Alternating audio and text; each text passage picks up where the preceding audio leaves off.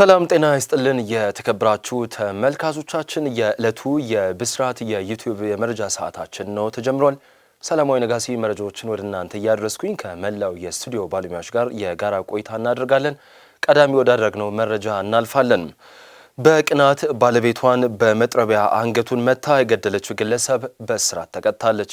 በምዕራብ አርሲ ዞን ነገሌ አርሲ ከተማ ባለቤቷን በቅናት በመነሳሳት በመጥረቢያ መታ የገደለችው ግለሰብ በእስራት ተቀጣለች። መምህር ጉተማ ኡካና መምህርት ጠይባ ቱሪ ለ27 ዓመታት በትዳር መቆየታቸውና 4 ልጆች ማፍራታቸውም ተገልጿል። ጥንዶች ሰላማዊ የሆነ የትዳር ጉዞ የነበራቸውና ቤት ለመስራት ዝግጅት ላይ እያሉም ሚስት ባል በትዳሩ ላይ እንደ ቀድሞ አልሆን አለ የሚል የቅናት ጥርጣሬ በመያዝ አለመግባባቶች መፈጠራቸው የምዕራብ አርሲ ዞን ፖሊስ ዋና መምሪያ የወንጀል ምርመራ ክፍል ኃላፊ ዋና ኢንስፔክተር ከድር ጅቦ ለብስራት ሬዲዮም ተናግረዋል። ሚስት ችግሮቻቸውን ለመፍታት ስትጥር በነበረበት ሰዓት ሌላ ሁለተኛ ሚስት ሊያገባ ነው የሚል ያልተረጋገጠ ወሬ ሰምታ እንደተኮራረፉና ሲጨቃጨቁም እንደነበርም ተገልጿል።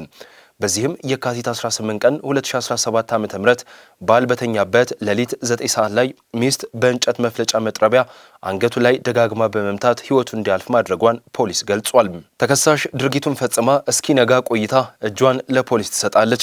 ፖሊስም በስፍራው ተገኝቶ የሟችን አስክሬን በማንሳት ለምርመራ ወደ ሆስፒታል በመላክ ወንጀል የተፈጸመበትን የእንጨት መፍለጫ መጥረቢያ በማስረጃነት በመያዝ የምርመራ መዝገቡን አጣርቷል። በማስረጃውም ሚስት ድርጊቱን ሙሉ ለሙሉ መፈጸሟን በማመኗ በአንድ ወራት ውስጥ የምርመራ መዝገቧ ተጣርቶ ለአቃቤ ሕግ የቀረበ ሲሆን አቃቤ ሕግም ከፖሊስ የቀረበውን የምርመራ መዝገብ ተመልክቶ በወንጀል ሕግ 539 ክስ መስርቷል። በአቃቤ ሕግ የተመሰረተውን ክስ ሲከታተል የቆየው የምዕራብ አርሲ ዞን ከፍተኛ ፍርድ ቤት መጋቢት 23 ቀን 2017 ዓ.ም በዋለው ችሎት መምህርት ጠይባ ቱሪ መምህር መሆኗ ወንጀሉን ሌሊት ላይ መፈጸሟ እንደ ማክበጃ ታይቶ እጅ በመስጠቷና ቀደም ሲል መልካም ባህሪ የነበራት በመሆኑ ግምት ውስጥ ገብቶ በ25 ዓመት እስራት እንድትቀጣ የተወሰነባት በመሆኑ የምዕራብ አርሲ ዞን ፖሊስ ዋና መምሪያ የወንጀል ምርመራ ክፍል ኃላፊ ዋና ኢንስፔክተር ከድር ጅቦ ለብስራት ሬዲዮ ተናግሯል ስትል ኤደን ሽመልስ ዘግባለች።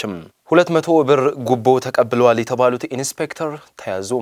በጉለሌ ክፍለ ከተማ ወረዳ 7 ልዩ ቦታው ሰሜን ማዘጋጃ አካባቢ ኢንስፔክተር ኤርሚያስ ኤርጌኖ የተባለው የፖሊስ አባል በፖሊስ ተሽከርካሪ ውስጥ ሆኖ 200 የብር ኖት ሲቀበል የሚያሳይ ተንቀሳቃሽ ምስል በማህበራዊ ሚዲያ መዘዋወሩን መነሻ ባደረገ መረጃ ግለሰቡን በቁጥጥር ስር ውሎ ምርመራ እያጣራ እንደሚገኝ የጉለሌ ክፍለ ከተማ ፖሊስ መምሪያ አስታውቋል። በማህበራዊ ሚዲያ የተለቀቀው ተንቀሳቃሽ ቪዲዮ አባሉ በተሽከርካሪ ውስጥ ተቀምጦ ረሴት እየሰጠ የ200 ብር ኖት ጉቦ ሲቀበል የሚያሳይ ነው። በፖሊስ አገልግሎት አሰጣጥ ተገልጋዩን የሚያማሩና የተቋሙን መልካም ገጽታ ከሚያበላሹ ህገወጥ ተግባራት ውስጥ ጉቦ መቀበል አንዱ መሆኑን የገለጸው ፖሊስ መሰል ህገወጥ ተግባር በሚፈጽሙ አመራርም ሆነ አባላት ላይ እየወሰደ ያለውን እርምጃ አጠናክሮ እንደሚቀጥልም የአዲስ አበባ ፖሊስ አስታውቋል። በአገልግሎት አሰጣጥ ሂደት መብታቸውን በገንዘብ የሚገዙም ሆነ ህገወጥ ተግባር ፈጽመው ጉቦ በመስጠት ከተጠያቂነት ለማምለጥ የሚሞክሩ ግለሰቦች ድርጊታቸው እንዲታቀቡ እያሳሰበ ብልሹ አሰራርን ለማጋለጥ በተለያዩ አግባቦች መረጃን የሚሰጡ አካላትን በማመስገን በቀጣይም መረጃዎችን በማድረስ የህብረተሰቡ ተባባሪነት ተጠናክሮ እንዲቀጥል የአዲስ አበባ ፖሊስ መልእክቱን ያስተላልፋል። ትራምፕ ጸረ እስራኤል ዘመቻን አላስቆመም በሚል ለብራውን ዩኒቨርሲቲ የሚሰጠውን የ510 ሚሊዮን ዶላር ድጋፍ ለማገድ ማቀዳቸው ተሰማ።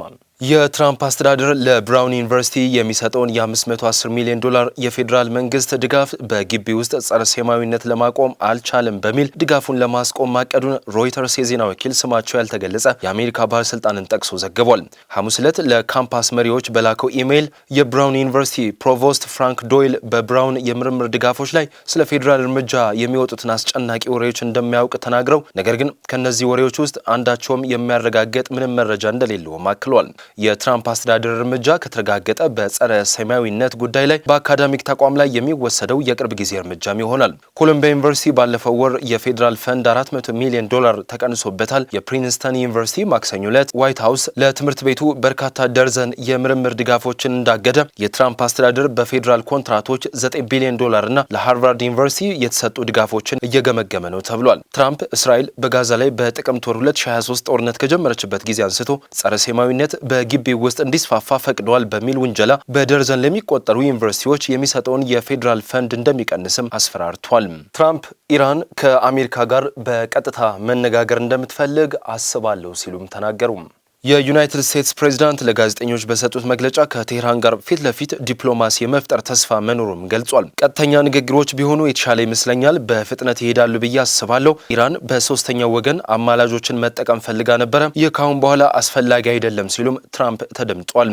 ባለፈው ወር ትራምፕ የኢራንን የኒውክሌር መርሃ ግብርን ለመፍታት ድርድር እንዲደረግ ለኢራን አመራር ደብዳቤ መላካቸውም ይታወሳል። የዩናይትድ ስቴትስ ፕሬዝዳንት ኢራን ላይ ወታደራዊ ጥቃቶችን ዋሽንግተን እንደምትፈጽም በየጊዜው ሲዝቱ እንደነበር ይታወሳል። ቴህራን ከዋሽንግተን ጋር ቀጥተኛ ውይይት ለማድረግ ያለውን ተስፋ ውድቅ ብታደርግም ለተዘዋዋሪ ዲፕሎማሲ ግን ክፍት እንደሆነችም ተናግራለችም። ኢራን በእርግጥ አቅሟን ቀይራ እንደሆነ አሊያም ትራምፕ ስለ ቴህራን አቋም ስላላቸው ግንዛቤ ግልጽ አይደለም። እንደ አውሮፓውያን አቆጣጠር በ2018 በፕሬዝዳንትነት የመጀመሪያ የስልጣን ዘመናቸው ትራምፕ ኢራን በኢኮኖሚዋ ላይ የጣለውን ዓለም አቀፍ ማዕቀብ ለማንሳት ኒውክሌር መርሃ ግብሯን እንድትቀንስ የሚያደርግ የባለብዙ ወገን ስምምነትም አሻሽሏል። ቴህራን የኒውክሌር ጦር መሳሪያ እንደማትፈልግ መርሃ ግብር ኃይል እንደሆነ ትናገራለችም። በአካባቢው ከፍተኛ የአሜሪካ አጋር የሆነችው እስራኤል ያልተገለጸ የኒውክሌር ጦር መሳሪያ እንዳላት በሰፊውም ይታመናል። በጥር ወር ወደ ቢሮ ከተመለሱ በኋላ ትራምፕ ለዓለም አቀፍ ግጭቶች ሰላም ለማምጣትም ቃል ገብቷል።